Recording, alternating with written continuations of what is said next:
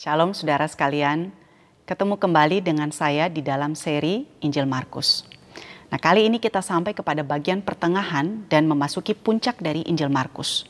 Markus mencatat bahwa ada beberapa kali Tuhan Yesus mengulang pemberitahuan tentang apa yang akan terjadi kepadanya, yaitu bahwa dia akan menderita, akan mati, dan kemudian akan bangkit. Nah, bagaimana murid-murid meresponi pemberitahuan Tuhan Yesus tentang kematiannya itu, saudara? Markus mencatat pola yang hampir sama tentang bagaimana murid-murid menanggapi pemberitahuan itu. Saya bacakan Markus 10 ayat 35 sampai 37 terlebih dahulu. Lalu Yakobus dan Yohanes, anak-anak Zebedeus, mendekati Yesus dan berkata kepadanya, "Guru, kami harap supaya engkau kiranya mengabulkan suatu permintaan kami." Jawabnya kepada mereka, "Apa yang kamu kehendaki aku perbuat bagimu." Lalu kata mereka, "Perkenankanlah kami duduk dalam kemuliaan-Mu kelak, yang seorang di sebelah kananmu dan yang seorang di sebelah kirimu." Saudara, kisah ini dicatat oleh Markus di dalam konteks ketika Tuhan Yesus dan murid-muridnya sedang di dalam perjalanan menuju Yerusalem. Dari awal perjalanan itu, mulai dari Markus 8, Tuhan Yesus menyembuhkan orang buta di Betsaida, sehingga orang buta itu bisa melihat segala sesuatu dengan jelas. Namun ironisnya, saudara, murid-murid yang bersama-sama dengan Tuhan Yesus justru tidak bisa melihat dan memahami maksud perkataan dan pelayanan yang Tuhan Yesus lakukan.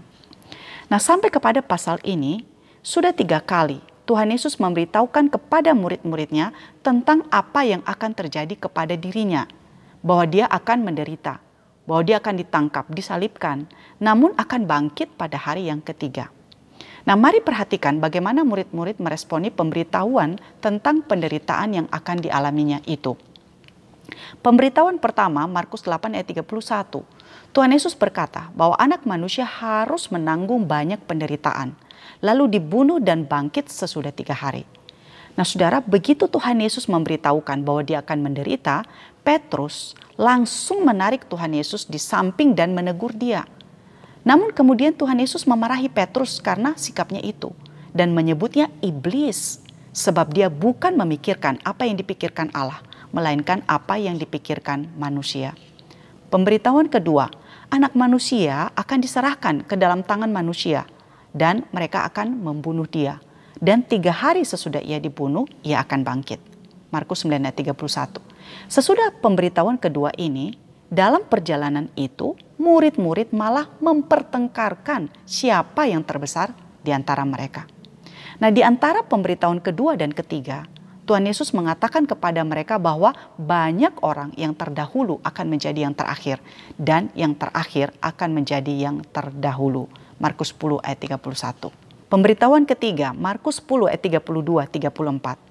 Setelah pemberitahuan ketiga ini, Yakobus dan Yohanes yang merupakan inner circle atau orang terdekat dengan Tuhan Yesus meminta supaya mereka diberi tempat duduk di sebelah kanan dan kiri dalam kemuliaan kelak. Nah, meresponi permintaan Yakobus dan Yohanes itu, Tuhan Yesus mengatakan, "Barang siapa ingin menjadi besar di antara kamu, hendaklah ia menjadi pelayanmu. Dan barang siapa ingin menjadi yang terkemuka di antara kamu, hendaklah ia menjadi hamba untuk semuanya." Nah, saudara, respons murid-murid ini ibarat begini. Orang tua memanggil anak-anak untuk mengatakan bahwa hari-hari kematiannya sudah dekat. Mendengar itu, anak-anak bukannya berempati dan mencoba untuk memahami apa yang disampaikan oleh orang tua. Mereka malah berbicara tentang harta dan warisan. Siapa yang akan mewariskan rumah, deposito, tabungan, perusahaan, toko, dan lain-lain. Nah, murid-murid saudara secara konsisten gagal memahami, gagal paham saudara, tentang apa yang dikatakan dan diajarkan oleh Tuhan Yesus kepada mereka.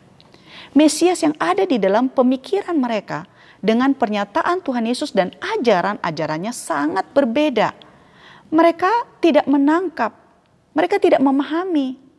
Mata rohani murid-murid seperti tertutup, saudara, dan mereka berfokus kepada hal yang lain, sehingga meskipun Tuhan Yesus berulang-ulang memberitahukan kepada mereka, mereka tidak memahaminya. Saudara, Markus mungkin sengaja menggambarkan ironi ini ketika mengisahkan orang buta yang bisa melihat di dalam pasal 8 sebelum pemberitahuan pertama tentang penderitaan Tuhan Yesus. Dan di pasal ke-10, Bartimeus yang buta kemudian bisa melihat setelah pemberitahuan ketiga tentang penderitaannya.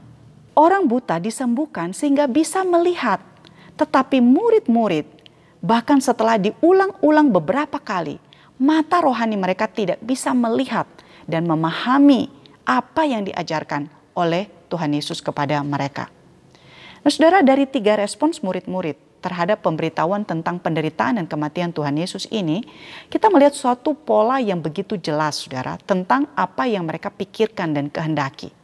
Apa yang menjadi motivasi dan yang mereka cari ketika mengikut Tuhan Yesus.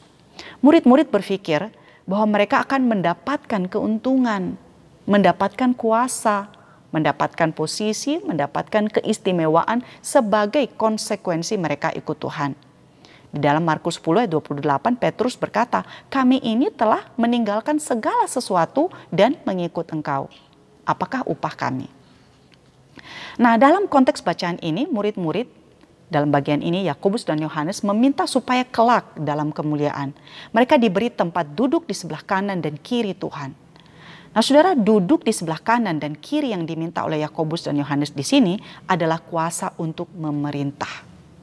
Nah, ada perbedaan ya, saudara, pencatatan antara Matius dengan Markus tentang kisah ini.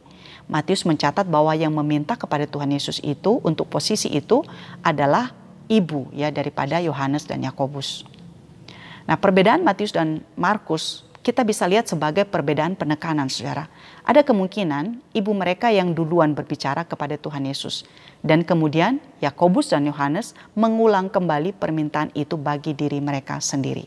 Intinya, Matius dan Markus mencatat bahwa Yakobus dan Yohanes menginginkan tempat di samping Tuhan Yesus kelak di dalam kemuliaannya.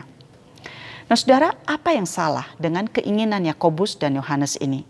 Apa yang salah dengan keinginan mereka untuk memerintah bersama dengan Yesus kelak di dalam kemuliaannya? Saudara, Markus menggambarkan kepada kita bahwa selama ini murid-murid ternyata memiliki motivasi yang lain dalam mengikut Tuhan. Di bagian awal sudah dijelaskan bahwa setiap kali Tuhan Yesus memberitahukan tentang penderitaan dan kematiannya, murid-murid selalu meresponinya dengan hal yang lain. Petrus menegur Tuhan Yesus setelah pemberitahuan pertama. Murid-murid bertengkar soal siapa yang paling besar setelah pemberitahuan kedua. Dan di dalam perikop ini, Markus mencatat bahwa ketika Yakobus dan Yohanes meminta akan hal itu, ayat 41, mendengar itu, ke-10 murid yang lain menjadi marah kepada Yakobus dan Yohanes. Nah, mengapa mereka marah? 10 murid yang lain, saudara, marah bukan karena insensitivitas Yakobus dan Yohanes dengan permintaan itu. Mereka marah karena Yakobus dan Yohanes telah mendahului mereka dengan permintaan itu. Pada dasarnya semua murid sama. Sebenarnya semua menginginkan hal itu. Semua murid-murid memiliki motivasi yang lain, yaitu ingin mendapatkan posisi, jabatan, keuntungan ketika mengikut Tuhan. Mereka ingin menjadi besar.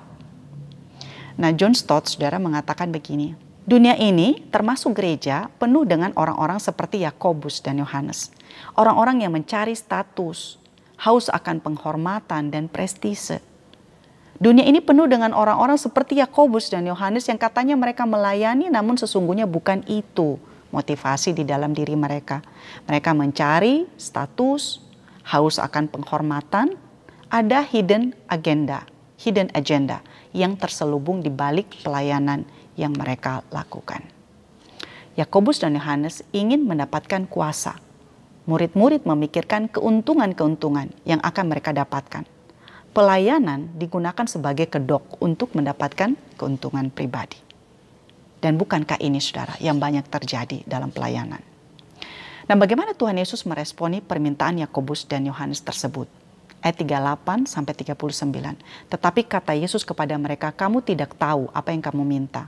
Dapatkah kamu meminum cawan yang harus kuminum dan dibaptis dengan baptisan yang harus kuterima?" Jawab mereka, "Kami dapat."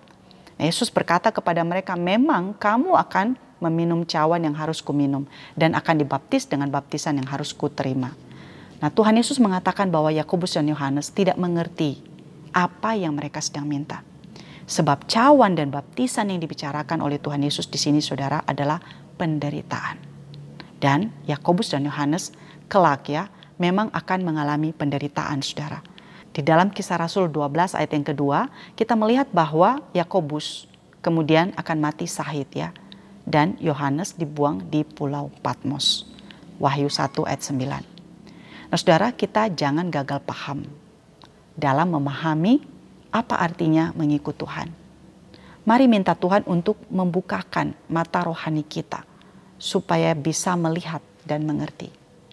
Mengikut Tuhan tidak berarti tanpa penderitaan atau akan selalu diberkati seperti yang diberitakan oleh teologi kemakmuran kepada kita. Mari kita ikut Dia dengan setia dan melayani Dia karena apa yang sudah Dia lakukan kepada kita terlebih dahulu. Amin.